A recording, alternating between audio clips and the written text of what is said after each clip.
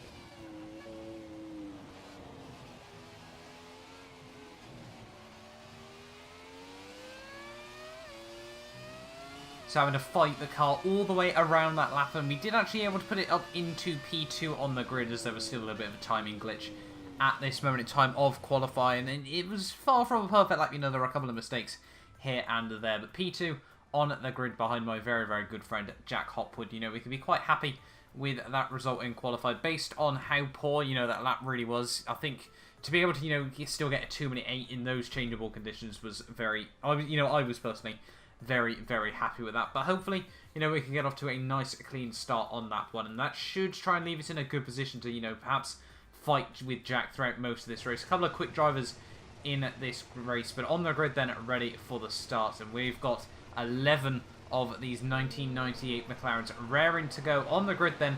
We're ready to go. It's 5 lights for the Belgian Grand Prix, the V10s all firing up, and it's the lights out, and away we go, and off to actually quite a poor start, I'm not going to lie. Bogged down a little bit more than Jack did there, trying to combat the wheel spin. But downing towards him, I'm going to brake as late as I possibly can. Have a look to the outside of Jack. Doesn't give me a particularly good run on the exit of the corner. I'm just going to keep it pinned right up to the curb. Hopefully try to avoid any contact, you know, that does happen behind. And now we've got a turn 1 cleanly down towards Eau Rouge, the first time in the dry in this race. And we've actually got a much better run than Jack ahead of me here. We're going to duck into the slipstream. We're going to duck out, pull to the left-hand side. We're going to have a look down past his left-hand side, down this long back Kemmel straight here. And we've now moved up into the lead of the Grand Prix there. And that was very ideal as we break it down in towards the chicane here. And that was really the start that I needed. You know, running a little bit less downforce than Jack was. So, you know, this was absolutely perfect way to get it off. And, you know, as long as I didn't make mistakes, that meant it was going to be very hard for him to try and overtake me back down the straights. But now, you know, it's all about trying to make up a bit of a gap for myself, you know, see if the pace is really there in the race, or see whether, you know, we were just able to try and get ahead and just defend for all my worst. So coming through the next couple of laps, you know, we were really pushing, try and get as many fastest laps on the board as we possibly could, you know, just 100% attack, you know, almost win it or bin it almost, but, you know, with a little bit of conservatism involved. And as you can see, we're setting fastest lap after lap at this moment in time. By lap 8 or 9 of the race, you can see the heavens has actually started to open in this race. It's going to be a little bit of dampness coming very soon. You can see on at the front of the car. You know, just see a little bit of rainwater building up on the front wing there, and that is really not ideal. This car, it doesn't handle particularly well in the dry, and as you can see now, just 2 laps later, unfortunately this track doesn't tend to look very wet, but the grip was already fading away very, very quickly here, and this is not what I wanted. As I was saying, this McLaren is just not grippy whatsoever. It just has so much body roll and just lack of general sort of rigidity to it. I think I've completely butchered that word there, but yeah, it was getting a whole lot worse in this car at this moment in time. And by lap 14, I was genuinely considering coming in onto a set of the wet tyres. Now, everyone else behind me had pitted everyone had pitted bar myself by this point, but it was interesting to see whether people were going onto the dries or the wets. Only Overrated Llama had gone onto a set of the wet tyres there. I actually really considered coming in at that lap for a new set of tyres, but I decided, you know, the rain was meant to stop over the next few laps, so I was going to try and brave it out for a few more laps and see where it did leave me. And by the end of lap 16 here, I started losing out a little bit of time to Jack behind me, and really, you know, didn't want him to undercut me in this race. So on the end of lap 16 here, I'm now going to dive it into the pit lane for what is hopefully going to be my one and only stop. Get the car slowed down nice and early into the pit lane. But at the moment, you know, it was looking quite good, except for the fact Jeff, you know, my key strategy player in these races, just, I don't know what happened, but he decided this evening he was going to have the day off. So I had no clue when the rain was meant to start. I was having to base it off what other people were saying in my party there. So quite fortunately, you know, that they all didn't like me or whatever. But hopefully, you know, Jeff can return from his extended vacation by the time we get to the next race, which I think is at, if I'm not mistaken, it might actually be in the Ferrari F2002.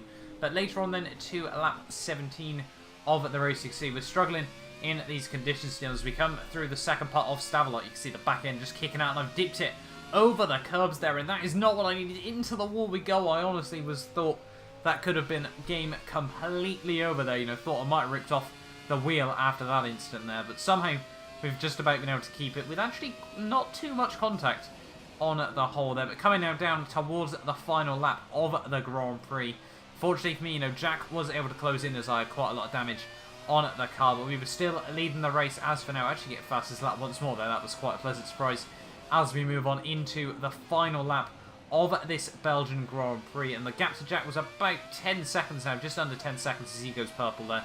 So, you know, the gap was coming down, but nowhere near enough in these late stages of the Grand Prix, and as we now go up Eau Rouge one final time. I have to admit, you know, it was very lucky that I did opt to push during that first stint, you know, try to keep the tyres out for as long as possible. Probably didn't play too well into my hands, but, you know, I didn't want to play too many risky strategies during this Grand Prix. But through the final sector of this race, and we coming down in towards the bus stop one final time, we're going to come through to win the first round of the SRL Xbox One Classic League here. Brilliant way to start off the season, and it's victory at Spa in the 1998 McLaren.